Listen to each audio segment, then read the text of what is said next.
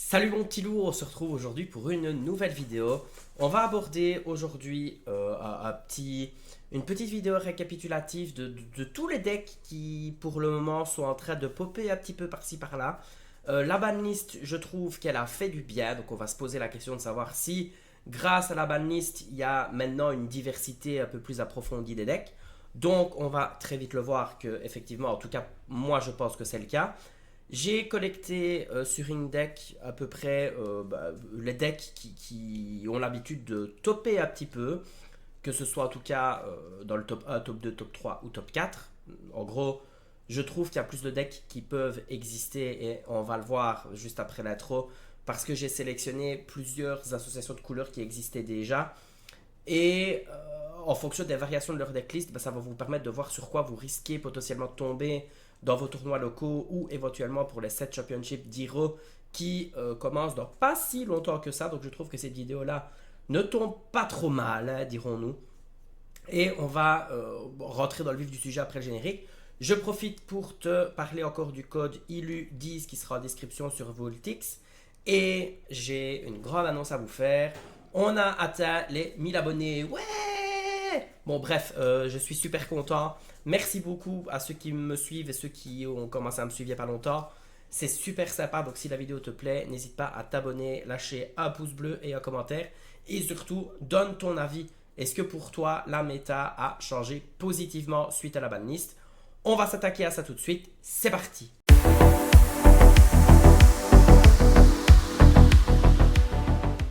Alors, on va commencer du coup avec une combinaison de deck jaune-gris qui, je trouve, a repris du poil de la bête grâce au ban de Flaversham parce que bleu-rouge étant surreprésenté, c'était un petit peu la bête noire du Steel Song. Et maintenant, il peut revenir sur le devant de la scène pour le plaisir des joueurs de Steel Song. Alors, il y a eu plusieurs tops réalisés par cette association de couleurs. Alors, de quoi est-elle composée? Il y a plusieurs versions différentes, donc on va en a, je pense qu'il y en a 4, dont une qui est la version mine, qui l'air de rien ne doit pas forcément être mise de côté. Alors, on a 4 fois la petite Cendrillon, on a 4 fois la petite Daisy, on a 4 fois la Reine, donc on a 3 T1. Cette option-ci de ce deck-ci, en tout cas la decklist est composée de la petite reine avec l'alter, de la grande reine qui est une alter 2, du coup qui peut arriver très vite et du coup c'est un chanteur pour à peu près toutes les chansons que vous avez. Ensuite en tour 2 on a Monsieur Mouche Ursula, désolé j'ai encore la voix un petit peu déclassée par les allergies. Donc Monsieur Mouche et Ursula Méloman 4, nous avons Ariel incontournable. On a 3 fois Gaston pour avoir un deuxième Méloman 5. Nous avons Lorenz, nous avons Pat, ensuite nous avons Réponse, donc cette version-ci ne joue pas Navine. Donc nous avons la reine, j'en ai parlé juste un peu. Donc nous avons ici l'alter d'Ariel, donc elle c'est un shift 4 qui dit que à chaque fois qu'on joue une chanson, on peut payer 2 d'encre et on inflige 3 dommages à un personnage. Carte qui peut être très forte, surtout que dans ce deck-ci on chante quand même beaucoup de chansons. Alors nous avons 4 perdus dans l'hiver, 4 plus ardent que le feu des volcans, 3 le grand génie du mal. Nous avons 3 quand soudain survint Zeus et 4 ce rêve bleu. Alors, decklist assez classique, il n'y a pas non plus de grande folie dans la decklist, mais c'est quand même quelque chose de très intéressant de voir que le style song du coup va pouvoir se décliner de plusieurs façons différentes et c'est toujours bien de savoir les différentes decklists sur lesquelles vous risquez de tomber. Nous avons une autre decklist ici. Voilà, par exemple, voilà, ici on a une petite variation. Donc nous avons 4 Cendrillon, 4 Robin des Bois avec son alter qui est ici. On a 4 Monsieur Mouche, il n'y a pas d'Ursula, donc il n'y a que Mouche en T2. Il y a Ariel en T3, ça serait incontournable dans le style song. On a Pat, on a Pluto, on a Navine, on a Réponse, on a la Bête en 4 exemplaires.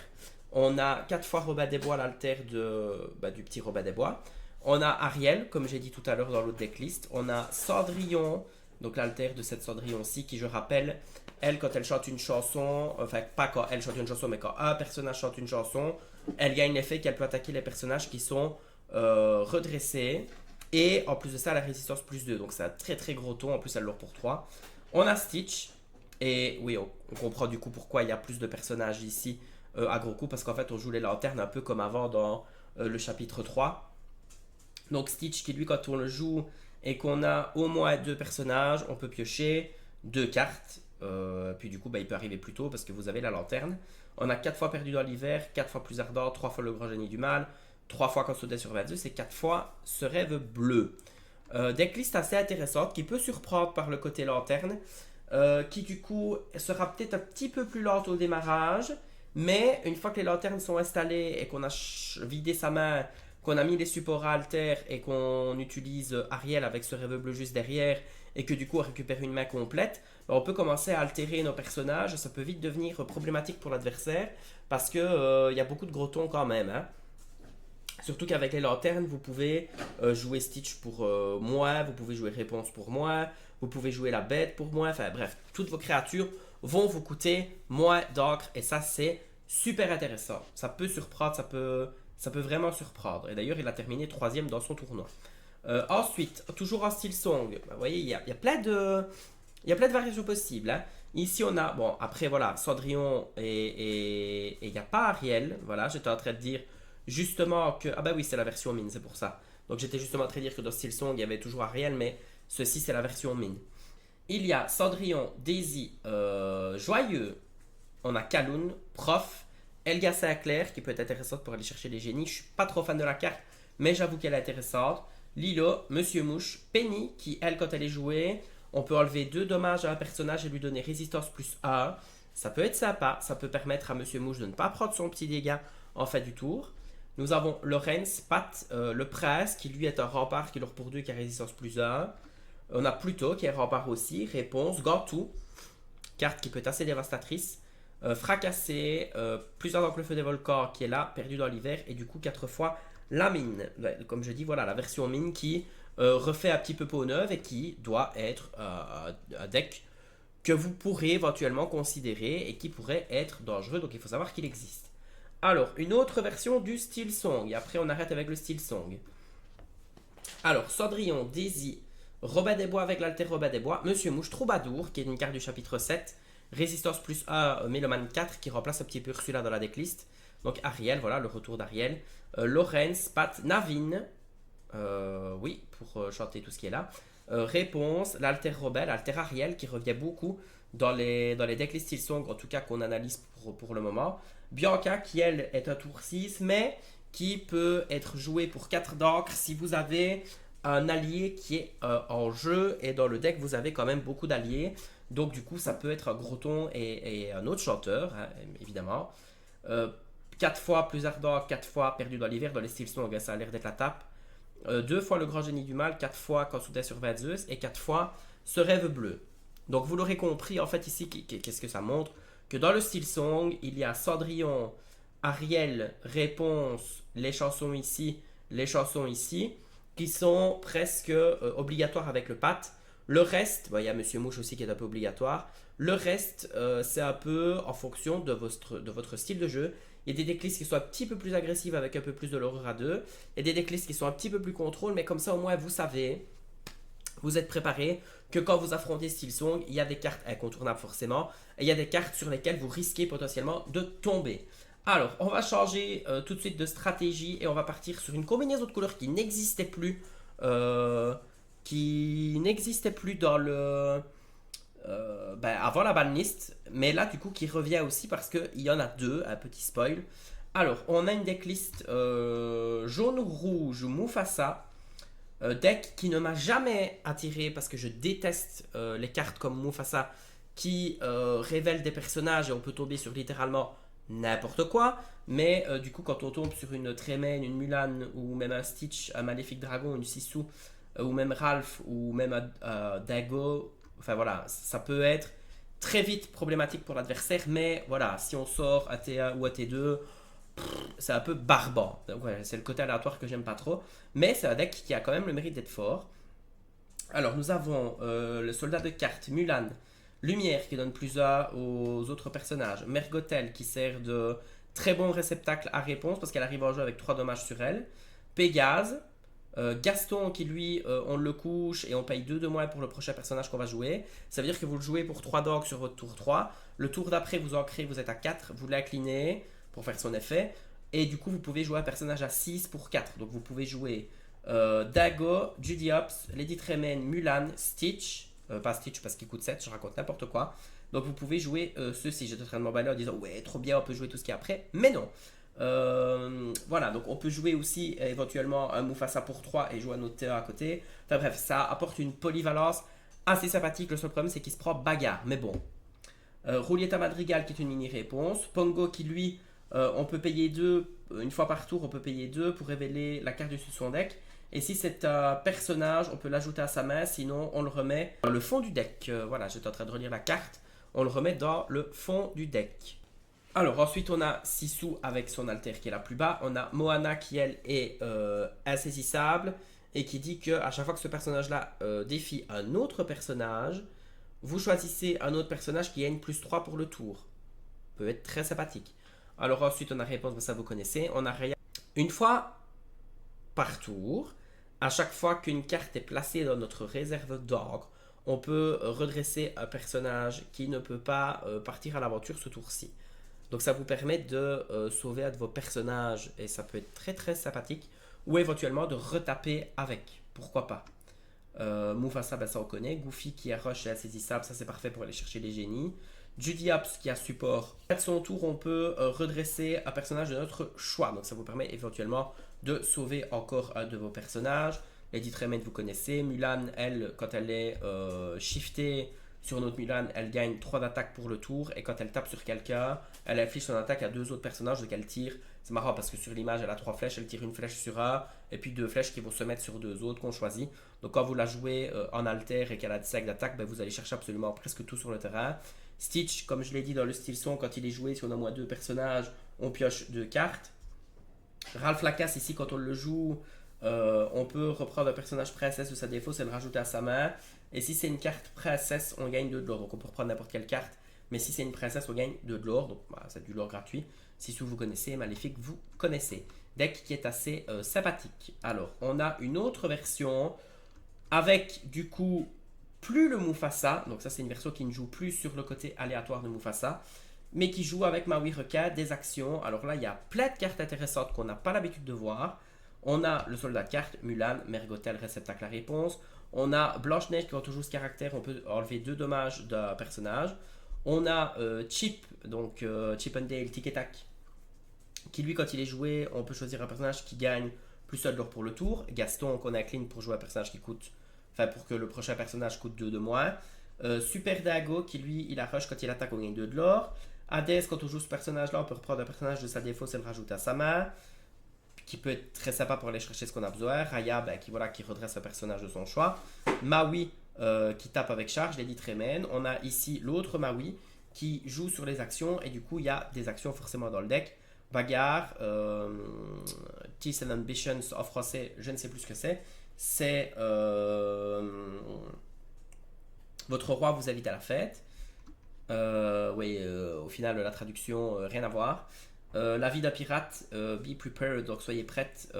Look at this family. Et le Maui Fishhook, qui est assez sympa du coup avec ma suite. Blanche-Neige, qui est le chiffre de l'autre Blanche-Neige, qui dit que ce personnage-là, quand il quest, on peut retourner un personnage de sa défausse dans sa main. Donc ce deck joue beaucoup avec la défausse. On a Ralph Lacasse qui permet d'aller chercher une carte dans sa défausse, mais si c'est une princesse, on gagne 2 de l'or. On a Tic et Tac, lui c'est un shift 5, et durant son tour, à chaque fois qu'on met une carte dans sa réserve d'or, on peut aller chercher un personnage de sa défausse et le rajouter à sa main. Donc c'est vraiment un deck qui joue avec la défausse, donc vous ne piochez pas énormément, mais vous récupérez des cartes de votre défausse, et c'est assez sympa.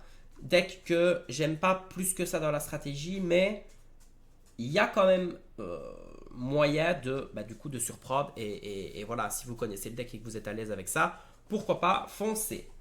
Alors ensuite, on part sur du vert gris discard, qui a aussi changé de forme et qui est un petit peu plus basé sur les haltères et un petit peu plus contrôle, puisqu'il peut se permettre de ne pas être trop rapide pour défausser le rouge-bleu. Donc maintenant, il peut reprendre une curve un petit peu moins rapide et un petit peu plus contrôle. Donc nous avons Diablo, Morph, très bon support alter à tous les haltères qu'il y a dans le deck.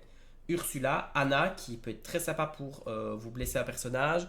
Et vous payez, donc vous payez 3, puis vous payez 2 et vous bannissez le personnage blessé. Ou alors vous payez 2 pour donner plus 2 à un personnage, mais ça c'est un peu moins intéressant. Ou alors vous payez 2 pour faire défausser l'adversaire. Et voilà, ça fait partie de la défausse, c'est très sympa. Diablo, incontournable, Pat avec son alter. On a Presse Jaune, on a Ursula pour shotter 2 fois. Plutôt, très sympa parce que du coup on peut partir à l'aventure avec ses personnages et être protégé. On a les muses pour bounce, c'est intéressant parce qu'on joue des chansons. On a la bête qui revient. Elle avait un petit peu disparu, mais du coup, elle revient. Pat, Fée Clochette, qui c'est cool de le voir dans le deck. Hypnotisé. Cruelle Diablesse, un homme libre. Et du coup, cette carte-là, elle est intéressante parce qu'elle donne résistance plus 2. Vous piochez une carte, donc vous pouvez protéger votre Ursula quand elle est inclinée. Vous pouvez protéger n'importe quel personnage qui est incliné parce que résistance plus 2, c'est compliqué à aller chercher. On a 4 fois plus ardent, 4 fois perdu dans l'hiver, 4 fois plus ardent. 3 fois ne parlons pas de Bruno et 2 fois Leiden Cove pour quand même anticiper les éventuelles bagarres perdues dans l'hiver, plus ardent, etc. qui pourraient être embêtants sur votre Diablo. C'est pour le protéger, surtout que maintenant dans les decks on a intégré beaucoup Peter Pan, surtout dans Mauve, et Mauve est un archétype qui est beaucoup joué. Et du coup vous allez pouvoir rentrer dans le Diablo instantanément, mais pas s'il est sur Leiden Cove. Et ça c'est super sympa pour le coup. Voilà, bon, j'ai pas non plus un amour exacerbé non plus pour le discard, mais il change aussi de forme, comme ça vous êtes informé. Alors ensuite, on passe sur ma combinaison de cartes préférée au monde, le Blurple. Et le Blurple, les amis, il existe en je ne sais combien de versions. Ici, dans la vidéo, il y en aura 4. C'est un deck qui est ultra fort à l'heure actuelle parce qu'il profite énormément de la banlist. Faites attention, ne sous-estimez pas ce deck-là parce que je pense qu'il va commencer à topper un petit peu partout. Et ça, c'est super cool parce que j'adore ce deck. C'est mon deck préféré que je joue depuis 2 saisons complètes. Donc, nous avons Typo, Belle. Donc, dans cette decklist-ci, il n'y a aucun TA mauve. Et c'est ça qui est intéressant. Donc, nous avons Typo, Belle, Madame Imrenard, Crabe, Génie, Yago. Carte qui est très très forte. Merlin, Chèvre, Belle, Elsa, Gaston, pour creuser un petit peu le deck. Hadès, qui est incontournable. Mufasa, qui est intéressant à jouer. Voguer sur la mer Azurite. Voguer sur la mer Azurite. Qui trouve garde. Mes amis de l'au-delà. Glace à l'eau et 4 manoirs de Picsou. Donc c'est une decklist qui est assez intéressante parce qu'il n'y a pas de TA mauve. Et il a terminé 2e. Alors c'est super, c'est réellement très intéressant parce qu'il y a... Je pense que Blurple, c'est le style de deck où il y a autant de versions que de joueurs de Blurple. Parce que il y a énormément de possibilités de cartes à mettre. Et ça, c'est super sympa. Donc ça, c'est la première decklist. Alors, deuxième decklist, qu'est-ce qu'on a ici? On a qui a terminé première. Donc nous avons 2 adeptes, 4 Diablo, 2 PN. Et ça, c'est surtout pour contrer un petit peu le Silksong. Parce que historiquement parlant, le Silksong est un des pires match-ups du Blurple. 2 fois Madame Mime Serpent parce qu'on joue toujours les lapins, 4 typos, 3 belles, 4 renards, 4 crabes, 3 génies, 4 chèvres, donc 3 lapins je l'ai déjà dit, 1 Peter Pan pour donner insaisissable à Madame Mime Renard, pour aller chercher génie tout de suite ça peut être sympa, Belle, Elsa, Cusco pour gérer les lieux, 3 Hades, 1 Elsa, 4 Voguer, 4 Mes Amis, 4 Glace à l'eau, 2 Librairies, il n'y a pas les qui trouvent garde, donc voilà, c'est encore une decklist qui est quand même différente, même si la base du deck reste la même, c'est-à-dire Typo, Voguer, DT4 pour être joué le plus vite possible et prendre l'adversaire de vitesse, et Elsa, Hades, le reste change un petit peu, même si ici il y a aussi Glace à l'eau et Belle qui s'instaurent un petit peu. Donc au final, Belle se joue dans le Blurple et c'est un peu, j'ai l'impression, un des seuls decks qui peut encore éventuellement profiter de Belle parce qu'il y a un combo sympa à faire avec Belle et Mes Amis de l'au-delà et ça crée énormément de value et c'est super fort. Alors, autre decklist du Blurple, 4 Diablo, 2 balais, il n'y a pas d'adepte, 4 Typo, 4 Belle, 3 renards, 4 crabes, 4 génies, 3 Picsou, 2 Belle, 4 Elsa, 2 Cusco, 2 Tamatoa, 4 Hades, 1 Elsa, 4 Voguer, 3 qui trouvent garde, 4 Mes Amis, 4 Popsicle et nous avons 2 bibliothèques. Alors ici, ce qui est intéressant, c'est que on ne joue pas chèvre, on ne joue pas lapin, on joue Tamatoa. Donc du coup, le lapin est remplacé par le Tamatoa qui va rechercher les glaces à l'eau. C'est quand même relativement fort. On a Cusco pour aller gérer les lieux. On a Belle pour transférer les dégâts. Et alors, on a l'apparition de Picsou. Alors, Picsou, je l'ai essayé dans mon deck Blurple. Je l'adore. C'est une 5-5, c'est un tank, mais d'une violence, mais sans égale. Il est très difficile à aller chercher. Il se prend directement Maui requin et le Maui qui a charge. Et du coup, ça fait un value trade énorme. Parce qu'en plus, il n'est pas facile à aller chercher. C'est un gros tank, même pour le style Song. Bon, il meurt sur Zeus, mais c'est tout.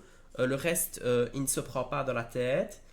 Et le reste, c'est quand même relativement intéressant. Cette decklist-ci se rapproche presque de ma decklist à moi, sauf que moi j'ai les manoirs de Picsou, mais je vous montrerai ma decklist, pas dans cette vidéo aussi, mais je vous montrerai ma decklist plus tard dans une autre vidéo. Je suis encore en train de la peaufiner un petit peu. Et donc voilà, il y a des choses réellement intéressantes. Qui a terminé premier aussi à Montpellier. Félicitations à toi si tu regardes la vidéo. Alors, et la dernière decklist du Blurple que j'ai sélectionné. 2 adeptes, 4 diablos, 2 Manamim serpent, 4 typos, 4 belles, 4 renards, 4 crabes, 2 Anna. Ça peut être sympa. 4 génies, 4 chefs, 2 lapins. Donc là, on a le package bounce qui revient. 3 belles, 4 Elsa, 4 Hades, 4 Vogué, 4 mes amis. 1 Let It Go et 4 Popsicle. Donc, en gros, concrètement, dans le Blurple, qu'est-ce qu'on a comme base de fixe? 4 typos, 4 Vogué, les Hades, les mes amis, les Popsicles, les belles avec l'alter. De mémoire, elle figure presque maintenant dans toutes les decklists. En même temps, ce serait dommage de soit privé. C'est une carte qui est très forte, surtout que là, on peut l'altérer. Le génie qui est incontournable. Et alors après, ben, les T4 changent. Il y a Picsou, il y a Chev, il y a Anna. Enfin, voilà, c'est un peu comme vous voulez jouer dans votre gameplay. Il y en a qui ont cut les serpents. J'ai même vu passer une decklist qui avait cut les renards, les chèvres, les lapins et les serpents et qui avait mis des reines, la reine légendaire du chapitre 7. Ça peut être intéressant aussi. Maintenant, je ne l'ai pas mise dans la vidéo parce que je trouve que la decklist est un peu trop bizarre à mon goût. Je ne suis pas encore prêt à laisser tomber Madame Renard, ça offre énormément de possibilités. Maintenant les chèvres, moi j'essaye ça pour le moment et j'avoue que je vois pas la différence. Et voilà. Donc Blurple qui profite énormément de la banlist, qui est en train d'avoir un bon match-up contre pas mal de decks. Sauf contre le style Song, mais sinon il se débrouille contre quand même pas mal de decks et il est très très cool à jouer. Enfin, voilà, moi ça fait une demi-année que je le joue et c'est vraiment super cool. Alors, suivant, nous avons un bleu-gris. Bleu-gris qui a été très très très touché par la banlist avec Flaversham et Fortisphère, mais il y a encore moyen de faire quelque chose avec Joyeux, Robin des Bois, Kaloun, Prof, Mouche, Alice, Lorenz, Le Fou, qui lui durant son tour, quand donc durant notre tour, on peut jouer on peut jouer ce personnage-là gratuitement si un personnage adverse a été banni pendant son tour. Donc du coup, ça peut être une carte gratuite qui arrive. On a plutôt Baymax intéressant, la bête, Coque-Morte, 4 Robin des Bois, Alter, 3 Perdus dans l'hiver, 4 plus ardents et 4 mines. Moi, j'aurais peut-être éventuellement rajouté un ou deux Zeus pour le match-up avec Maui Requin et le violet rouge parce que ça peut être problématique. Mais voilà, il y a toujours moyen de faire quelque chose avec du bleu-gris, donc n'hésitez pas, ne laissez pas tomber le deck si vous l'aimez, il y a moyen. Alors ensuite on passe sur du un peu plus conventionnel, la nouvelle version du bleu-rouge qui joue avec les Maui Requin. Alors 4 typos, 2 Super Dago, 4 Grand Mertala, 4 Maui, 4 Maui Requin, 4 Tamatoa, 3 Sissou, 4 développés, et donc du coup plein d'actions après. Hein. 4 développer votre cerveau, 4 voguer, 3 visions, 2 bagarres, 4 ce rêve bleu, le bleu lumière, pardon. 2 Let It Go, 4 la vie de pirate, 4 bip repaired, 1 bloc de glace pour proc avec Sissou, si c'est nécessaire. 4 popsicle, une vitalisphère pour donner charge à Maui Requin, une sphère de, une spirale de saphir, le sac de Merlin qui dit que lui, on l'incline, on paye 1, on retourne un objet de sa défausse à sa main et 4 manoirs. Alors la stratégie avec ce deck-ci, je vais l'expliquer mais qui reste la même pour toutes les decklists bleu-rouge, c'est que vous devez remplir le plus vite possible et vous devez mettre le plus vite possible votre premier soyez prête pour complètement wipe le board et après vous êtes libre avec les Maui Requin, vous avez les Sissou pour prendre le board, vous avez les Tamatoa pour vous recycler, etc. Et le but en fait c'est de jouer Maui Requin ou le Maui qui a charge pour prod le board. Votre objectif c'est vraiment prod le board. Vous avez 4 fois soyez prête, donc vous pouvez clairement y aller parce que vous allez chercher vos cartes après avec développe ton cerveau, avec les grands Mertala, avec le bleu lumière, avec la vision du futur. Et du coup, avec le Maui, si vous tapez, vous allez récupérer ce qu'il vous faut. Donc au final, ça peut être très cool. Moi, j'aime pas plus que ça J'aime bien jouer avec Maui Requin, mais j'avoue que le gameplay ne me transcende pas plus que ça.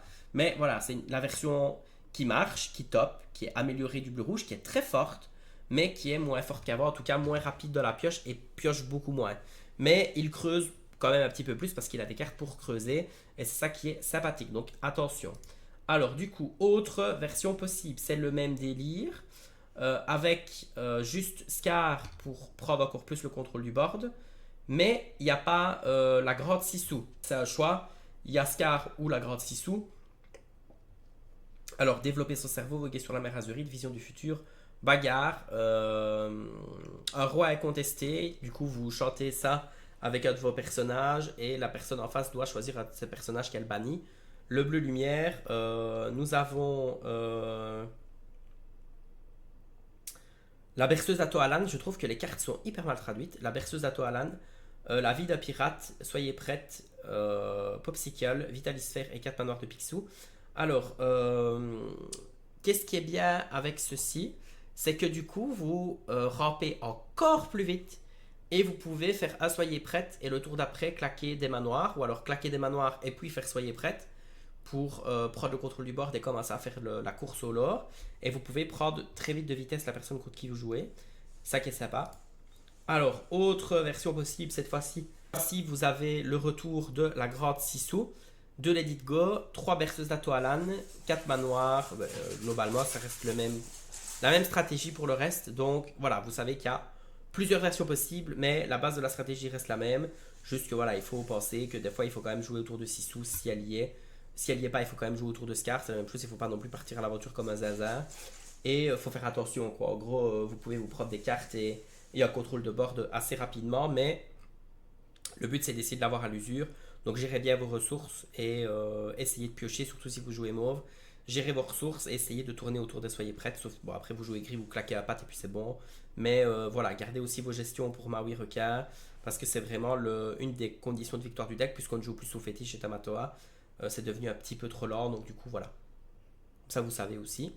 Alors, et on a du coup une dernière version où là on a Sissou et Scar, c'est possible de jouer les deux. Et sinon le reste globalement plus ou moins la même chose. J'ai vu passer des decklists avec Hades, voilà, je sais pas ce que ça vaut. Les experts de bleu-rouge qui passent ici sur la vidéo, donnez-moi votre avis. Mais voilà, il y a possibilité d'avoir Sissou et Scar, donc faites attention. Alors ensuite, nous avons le package Grimauve. Alors on a une version de ce Grimauve-ci avec 4 adeptes, 4 diablos, 4 balais, 2 Kaloun, 2 Elga. D'habitude on a plus de Kaloun, mais voilà, Elga est là aussi pour aller chercher les génies. Madame Mime, serpent, nous avons Monsieur Mouche, Madame Mime renard, Merlin crabe, 4 pattes, 4 génies, 4 chefs, 4 lapins, 2 Elsa, 4 mes amis de l'au-delà, 4 plus ardents, 3 Zeus pour aller chercher les Maui requins. Donc cette liste c'est une version qui est moins agressive mais un peu plus mid-range. Et 2 bibliothèques. Alors il y a des cartes justement pour jouer contre le bleu-rouge. Le Zeus qui va chercher Maui requin même contre le violet-rouge. Donc voilà, violet-gris ça reste quelque chose de très très correct, de très très fort, c'est très présent dans les tops. Et vous avez plusieurs versions possibles aussi. Cette version-ci est un peu plus mid-range. On a cette version-ci qui est un peu plus agressive. Avec le Yago ici, qui est une carte très très forte. On peut éventuellement intégrer Peter Pan dans le violet-gris. Je ne vois pas pourquoi on pourrait se priver, sachant qu'on joue Yago, Génie, Elsa, enfin bref, on pourrait. Donc 4 adeptes, 4 diablos, 3 balais, 2 Kaloun, 2 Elga, 4 profs, puisque du coup ici on joue pas mes amis de l'au-delà. 4 mouches, 4 cobras qu'on peut se permettre de faire pour gagner du lore, c'est un petit peu plus agressif. 3 renards, 4 crabes, 4 pattes, 4 génies, 3 Yago, 3 chèvres, une belle, 4 Elsa, 2 allumer les mèches, 4 plus ardents et une bibliothèque. Donc version un petit peu plus agressive que la version qu'on a vue avant, mais quand même un petit peu mid-range, mais celle-ci est mid-range aggro, l'autre est mid-range un petit peu plus contrôle. Alors, là nous avons un Purple Steel Song, alors ici qui joue avec plus de chansons.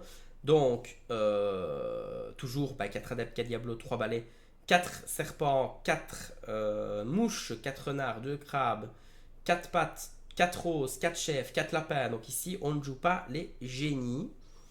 C'est un choix. Mais du coup, c'est un choix logique parce que vu qu'on joue Zeus, c'est plus rentable de faire Zeus avec lapin que faire Zeus avec génie. Question de rentabilité. Elsa, on a 4 mes amis, 3 perdus dans l'hiver, 4 plus ardents, 4 Zeus. C'est intéressant comme decklist, elle est vraiment intéressante, elle peut surprendre de par son côté pioche, bounce et chantier de Zeus avec lapin puis le bounce derrière. Donc vous sauvez votre lapin, vous piochez une carte, vous faites de la value de malade parce que vous prenez le contrôle du board. Donc ça c'est chouette. Puis après vous jouez votre lapin, après vous repiochez une carte. Enfin bref, je vous explique pas comment bounce fonctionne, ça fait déjà très longtemps que c'est dans le jeu. Alors on passe du coup à autre chose qui est par contre super intéressant. J'adore ce deck. Il y a deux versions possibles. Ça, c'est celle que je préfère. Et en plus, c'est un de mon équipe qui a fait un top 5 sur un tournoi à 30 joueurs avec cette decklist-ci. Donc, félicitations à toi, Thomas. Alors, 4 adeptes, 4 Dizzy, 4 Diablo, 2 Nala pour le côté agressif. Donc, on a le côté agressif avec jaune et le côté recyclage de pioche avec mauve. On a Lilo, qui est l'or pour 2. Et puis après, on a que du mauve, à part réponse. Donc, on a vraiment 4 cartes jaunes. Donc, c'est presque un mono violet, en fait, au final. Et on a 4 serpents, 3 Madame Mime. Celle-ci, elle est hyper intéressante parce qu'elle a Challenger plus 1. Et elle donne Challenger plus 1 à tous les autres personnages. Donc, c'est un effet qui prend sur tout le board. Et ça, c'est super cool.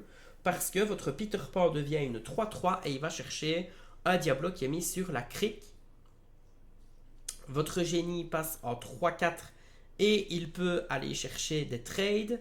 Le Yago devient une 5-6. Bon, il allait déjà chercher Génie tout de suite, mais là, il va chercher Elsa tout de suite. Enfin bref, ça booste vos créatures, justement, qui peuvent après prendre Peter Pan et prendre l'effet du génie pour être, du coup, piocher une carte, avoir charge, donner charge à Yago.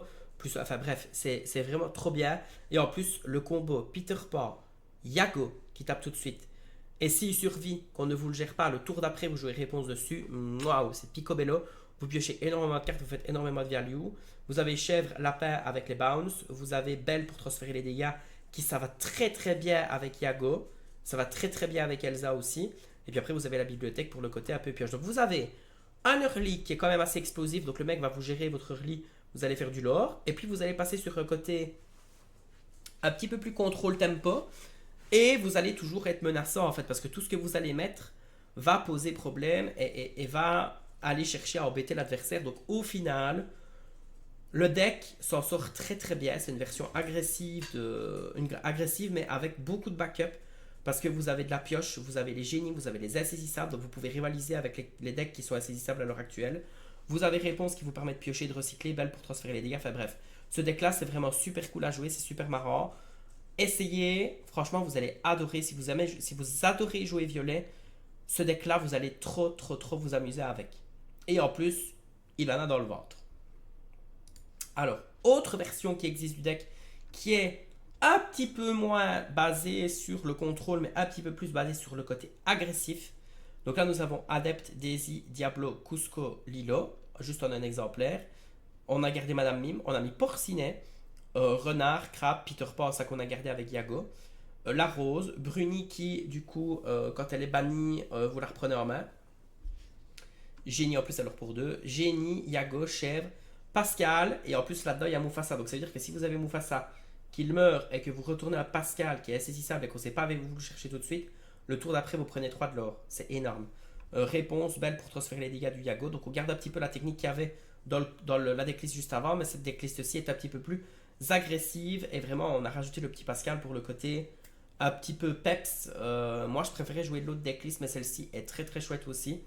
Mais elle est un petit peu trop agressive pour mon style de jeu. Je préfère l'autre decklist. Voilà, mais c'est super intéressant. Alors, on arrive au bout de la vidéo. Elle est longue, je sais, mais je voulais vous faire un truc assez complet. Alors, celui-ci, donc c'est une decklist d'une autre personne de mon équipe qui a terminé premier dans le tournoi à 30 joueurs dont je vous parlais tout à l'heure. Et il a joué un Vermouth qui n'est pas discard, mais qui est Bounce, un petit peu comme on pouvait jouer au chapitre 5 et 6. Alors, il est composé de Clarabelle, donc il a une base quand même relativement agressive, il profite de Peter Pan, Génie, Yago, ça c'est super fort. Sherkan qui peut faire très mal.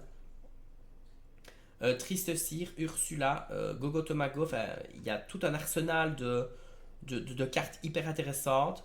Belle, Kriki, Mes amis de l'au-delà, une fois Ursula pour alter sur la petite Ursula, 3 Clarabelle, un Kronk et nous avons 4 Elsa.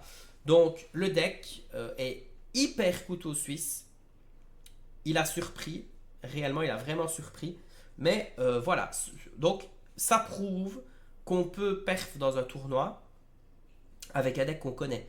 Ça fait très longtemps qu'il joue vert mauve. Il adore jouer cette association de couleurs. Et du coup, bah, félicitations à lui. Donc, sa decklist a quand même le mérite d'exister. Donc, félicitations à toi, Bruno. Alors, nous avons les deux dernières decklists. Violet rouge. Alors, deux versions possibles. Une version contrôle, comme avant, avec 4 adeptes, 4 diablos, 4 balais, 2 flynn, 4 madame Im serpent, 2 pégase, 4 renards, 3 crabes, 2 sissous, 2 génies, 4 chefs, 4 lapins, 3 maui, 3 trémènes, 3 médusas, 4 bagarres, 3 mes amis, 3 bipripères et 2 bibliothèques. Donc vraiment une version contrôle pure et dure. Voilà.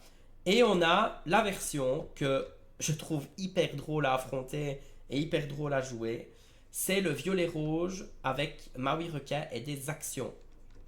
Et le retour de la carte Dragonfire qu'on n'avait plus vu depuis longtemps. Et qui profite aussi de Peter Pan avec Génie et Vaiana, donc qui remplace un petit peu Yago ici.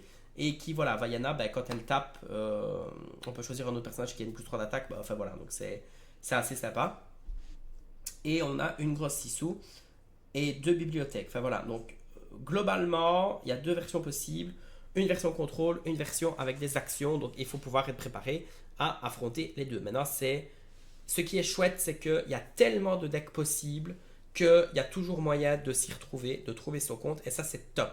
Alors, on va répondre à la question qu'on se pose dans cette vidéo depuis le début et qui est du coup un petit peu le sujet de la vidéo. Est-ce que la banlist a été profitable? Oui, moi je pense que oui, je donne mon avis.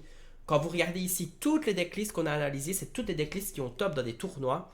Alors ok, pas des énormes tournois, bon, il n'y a pas eu, on est un peu dans la période creuse, mais c'est des decklists qui valent la peine d'être jouées. Si vous aimez bien maîtriser, enfin si vous aimez bien jouer de couleurs, que vous les maîtrisez, que vous connaissez ce que vous jouez, il y a moyen de top, je ne le dirai jamais assez. Alors, la ban a apporté une variété énormissime dans les decks, même si je peux entendre et concevoir que c'est toujours les mêmes combinaisons de couleurs qui reviennent, mais il y a énormément de cartes possibles et de variations possibles. Donc faites-vous plaisir, faites vos tests, essayez, surprenez et croyez-moi, vous allez surprendre. C'était Stygiane, la vidéo était un petit peu longue, mais j'espère qu'elle vous a plu, qu'elle vous a apporté des informations que vous n'aviez pas ou que vous aviez, mais que du coup j'ai apporté ma petite touche personnelle là-dedans. N'hésitez pas à laisser vos avis en commentaire. C'était Stygiane, bisous mon petit loup. Mouah.